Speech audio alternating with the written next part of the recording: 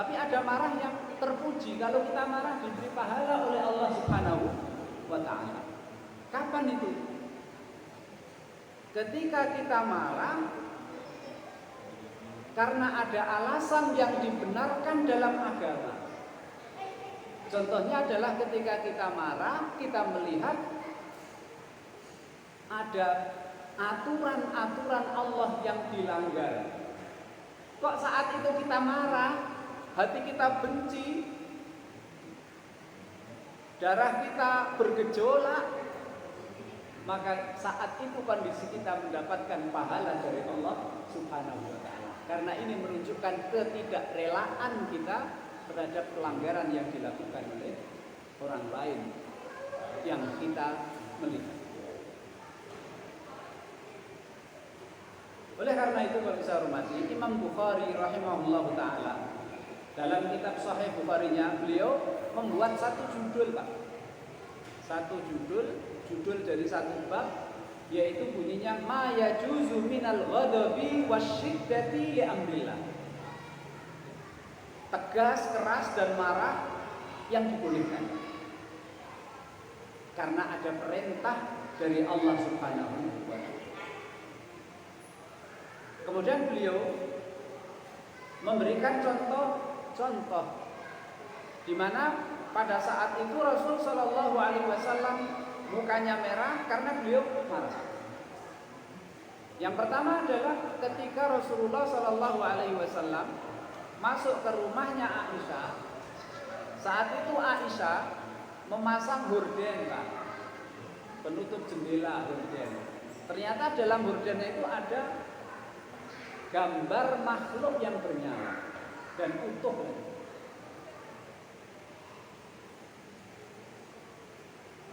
Fatalawwana wajhuhu, kemudian wajahnya Rasul berubah merah karena marah. Kemudian Rasul mengambil horden tersebut. Kemudian Rasul bersabda, min asyaddin nasi adzaban yaumal qiyamah alladzina yusawwiruna hadhihi suwar. Termasuk orang yang besok di hari kiamat disiksa dengan siksaan yang pedih adalah orang yang menggambar atau menggambar gambar-gambar makhluk yang bernyawa. Itu hadis diriwayatkan oleh Imam Bukhari. Kemudian juga hadis yang sama diriwayatkan oleh Imam Bukhari dari sahabat Abu Mas'ud, bukan Ibnu Mas'ud, Pak, ya, Abu Mas'ud radhiyallahu taala. Ada seorang laki-laki mendatangi Nabi Muhammad sallallahu alaihi wasallam. Kemudian dia matur kepada Nabi, Rasul, saya kemarin telat sholat subuh. Kenapa? Saya nggak pergi kemarin, saya nggak pergi Rasul. Saya nggak sholat di masjid sholat subuh kemarin. Kenapa? Imamnya bacaannya terlalu panjang. Padahal saya kan harus bekerja, harus ini, harus itu. Kemudian Abu Mas'ud mengatakan, "Fama ra'aitu Rasulullah qattu ashadda ghadaban fi mau'idatin minhu yauma idin." Saya belum pernah Rasul marah, mukanya merah seperti itu di hari-hari yang lalu. Benar Rasul bersabda, Pak, "Ya ayuhan nas, inna minkum munaffirina fa ayyukum ma shalla bin nasi falyatajawwaz fa inna fihimul marid wal kabira wa dal hajj." Wahai sahabat-sahabatku, kenapa di antara kalian masih ada orang yang suka memberat-beratkan orang, menakut-nakuti orang? Siapapun yang menjadi imam hendaklah dia baca bacaan yang pendek, karena ada orang yang makmum yang sakit, ada yang tua, ada yang cepat-cepat karena dia punya keperluan. Itu adalah posisi yang kedua. Posisi yang ketiga, dari Ibnu Umar radhiyallahu taala anhu, hadis juga diriwayatkan oleh Imam Bukhari. Suatu hari Rasul melihat di arah kiblat itu, Pak, ada dahak. Jadi ada orang buang dahak ke arah kiblat. Rasul sallallahu alaihi wasallam dengan tangan beliau yang mulia itu mengambil dahak itu kemudian dibuang. Dan Rasul mukanya merah.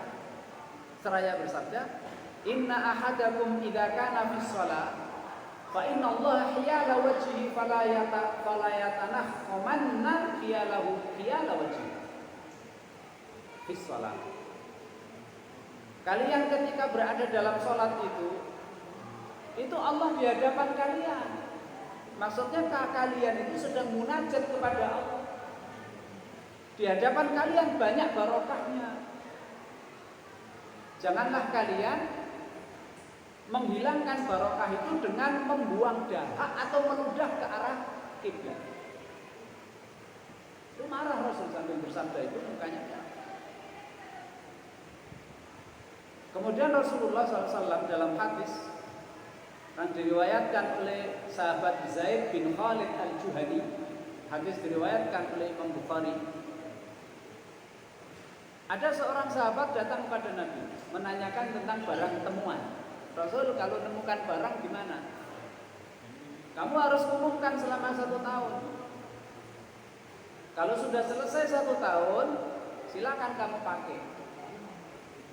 Tapi niatnya nanti kalau seandainya ada orangnya datang, kamu harus ganti.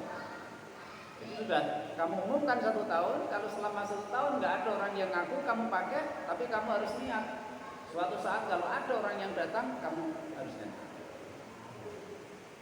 Kalau kambing yang tersesat, Rasul, kambing yang tersesat itu silahkan kamu makan. Kalau tersesatnya di hutan atau di padang pasir. Karena kalau tidak kamu ambil, kamu makan, dia akan dimakan oleh serigala, dimakan oleh macan. Ambil aja. Kemudian dia tanya lagi, kalau unta yang tersesat gimana Rasul? Boleh tidak? Maka Rasul Shallallahu Alaihi Wasallam marah, mukanya merah. Kemudian Rasul mengatakan, "Malaka walaha ma'aha fida'uha wa sifa'uha hatta yalqaha rabbuha." Rasul sambil marah mengatakan, nggak usah kamu ambil kalau ada unta yang tersesat. Karena unta yang tersesat itu dia bisa lari kalau dikejar macan. Dia bisa cari makan sendiri, dia bisa cari minum sendiri sampai nanti pemiliknya akan menemukannya.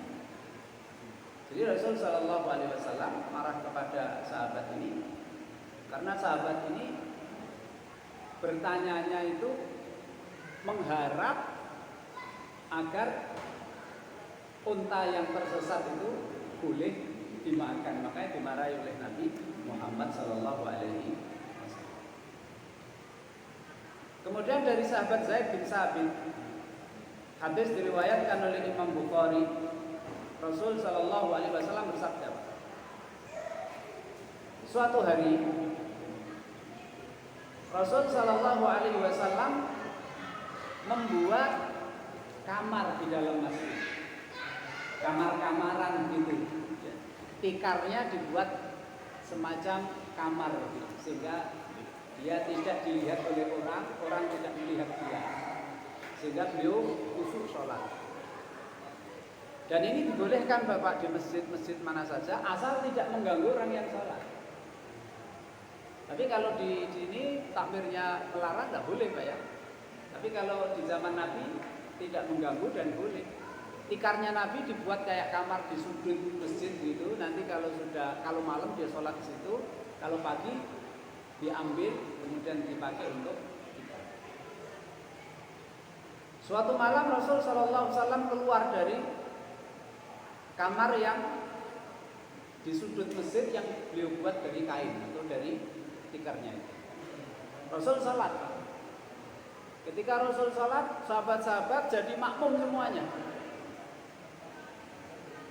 Kemudian malam berikutnya Rasul di kamar yang beliau buat dari kain tersebut di pondok masjid. Sahabat-sahabat nunggu Rasul keluar-keluar, tapi Rasul tidak keluar-keluar Pak. Akhirnya para sahabat itu mengeraskan suaranya supaya Rasul keluar, supaya Rasul tahu. Dan sebagian sahabat ada yang melempari kainnya Nabi yang buat tutup kamarnya itu dengan kerikil kecil gitu. Supaya Rasul ngerti kalau kita ini nunggu. Maka Rasul langsung menyibak tabir kamarnya itu, langsung keluar dengan wajah yang marah. Mazala bikum sanirukum hatta dhanantu annahu sayuktabu alaikum. Kenapa kalian seperti itu, maksa-maksa saya harus keluar? Harus sholat jadi imam kalian. Karena ini adalah sholat sunnah, bukan sholat wajib. Saya khawatir kalau saya laksanakan terus berjamaah bersama kalian, saya khawatir nanti diwajibkan oleh Allah Subhanahu wa taala. Kemudian Rasul bersabda, "Fa'alaikum bis-sholati fi buyutikum." Salatlah di rumah. Karena ini salat sunnah. Fa inna khayra sholatil mar'i fi baitihi illa al-maktubah. Karena salat itu, kalau salat sunnah sebaiknya dilakukan di rumah, kecuali salat fardu. Dan termasuk marah Pak ya, yang dipuji oleh Allah diberi pahala. Di antaranya adalah marahnya Nabi Musa alaihissalam.